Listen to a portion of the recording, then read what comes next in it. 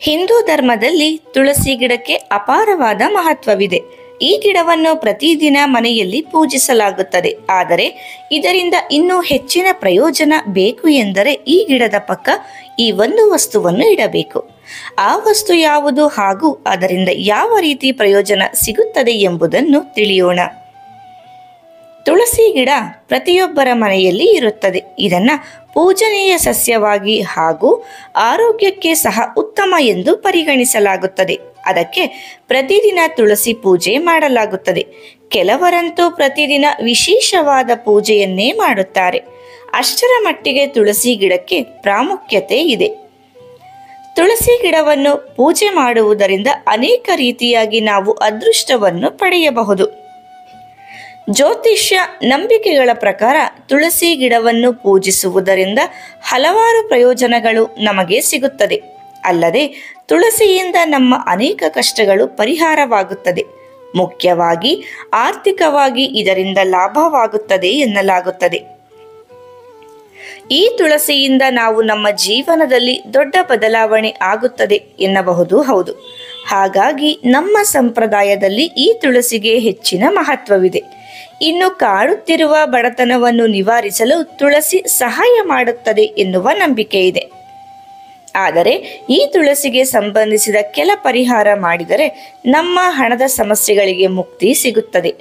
ತುಳಸಿಗೆ ಸಂಬಂಧಪಟ್ಟ ಕೆಲ ಪರಿಹಾರಗಳು ನಮ್ಮ ಕಷ್ಟವನ್ನು ಕೊನೆಯಾಗಿಸುವ ಶಕ್ತಿಯನ್ನು ಹೊಂದಿರುತ್ತದೆ.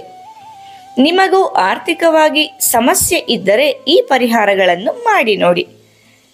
ಇನ್ನು ಶಾಸ್ತ್ರದ ಪ್ರಕಾರ ನಿಮ್ಮ ಮನೆಯಲ್ಲಿ ಬಡತನ ಕಾಡುತ್ತಿದ್ದರೆ ಅಥವಾ ಹಣಕಾಸಿನ ಸಮಸ್ಯೆ ಇದ್ದರೆ ಈ ಸರಳ ಪರಿಹಾರದಿಂದ ಮುಕ್ತಿ ಪಡೆಯಬಹುದು.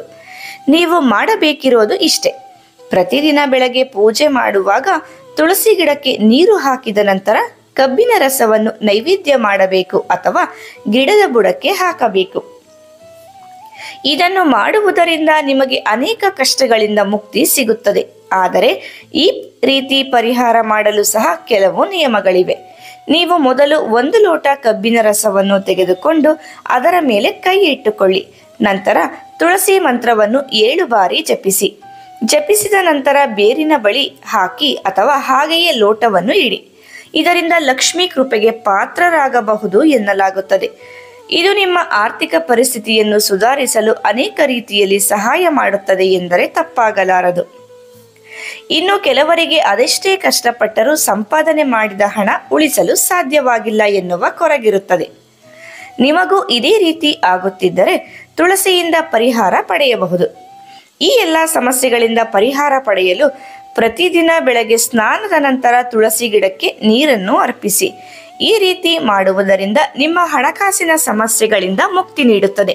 ಇದರ ಜೊತೆಗೆ ಹಣವನ್ನು ಉಳಿಸಲು ಸಹ ನಿಮಗೆ ಸಹಾಯಕಾರಿಯಾಗುತ್ತದೆ. ಜೊತೆಗೆ ಬೆಳಗ್ಗೆ ಮತ್ತು ಸಂಜೆ ತುಳಸಿ ಗಿಡಕ್ಕೆ ದೀಪ ಹಚ್ಚುವ ಅಭ್ಯಾಸ ಮಾಡಿಕೊಳ್ಳಿ.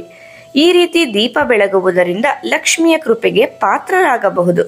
ಇದು ನಿಮಗೆ ಸಂಪತ್ತನ್ನು ಆಕರ್ಷಿಸಲು ಸಹ ಸಾಧ್ಯವಾಗುತ್ತದೆ. ಅಲ್ಲದೆ ಸಾಧ್ಯವಾದರೆ ತುಳಸಿ ಮಾಲೆಯನ್ನು ಧರಿಸಿ. ಇದರಿಂದ ಹಣದ ಕೊರತೆ ಆಗುವುದಿಲ್ಲ ಎನ್ನುವ ನಂಬಿಕೆ. ದೇವರ ಕೋಣೆಯಲ್ಲಿ ತುಳಸಿ ಬೇರನ್ನು ಇಡಿ.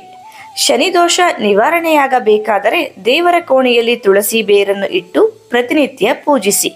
ಹೀಗೆ ಮಾಡುವುದರಿಂದ ಮನೆಯಲ್ಲಿ ಅನೇಕ ದೋಷಗಳು ನಿವಾರಣೆಯಾಗಿ ಸುಖ ಮತ್ತು ಸಮೃದ್ಧಿ ನೆಲೆಸುತ್ತದೆ. ನೀವು ಭಗವಾನ್ ವಿಷ್ಣುವಿನ ಮತ್ತು ತಾಯಿ ಲಕ್ಷ್ಮಿಯ ಆಶೀರ್ವಾದವನ್ನು ಪಡೆಯಲು ಬಯಸಿದರೆ ಪ್ರತಿದಿನ ಬೆಳಗ್ಗೆ ಸ್ನಾನ ಮಾಡಿದ ನಂತರ ತುಳಸಿ ಗಿಡದ ಬಳಿ ತುಪ್ಪದ ದೀಪವನ್ನು ಹಚ್ಚಿಡಬೇಕು. ಹೀಗೆ ಮಾಡುವುದರಿಂದ ಶ್ರೀಹರಿ ಮತ್ತು ಮಾತೆ ಲಕ್ಷ್ಮಿ ಶೀಘ್ರದಲ್ಲೇ ಸಂತುಷ್ಟರಾಗುತ್ತಾರೆ ಮತ್ತು ಸಂಪತ್ತು ವೃದ್ಧಿಯಾಗುತ್ತದೆ ಎನ್ನುವ ನಂಬಿಕೆ ಇದೆ. ಮಾಹಿತಿ ಇಷ್ಟ ಆದರೆ ಇನ್ಫಾರ್ಮೇಟಿವ್ ಕನ್ನಡ ಚಾನೆಲ್ನ ಸಬ್ಸ್ಕ್ರೈಬ್ ಮಾಡಿ.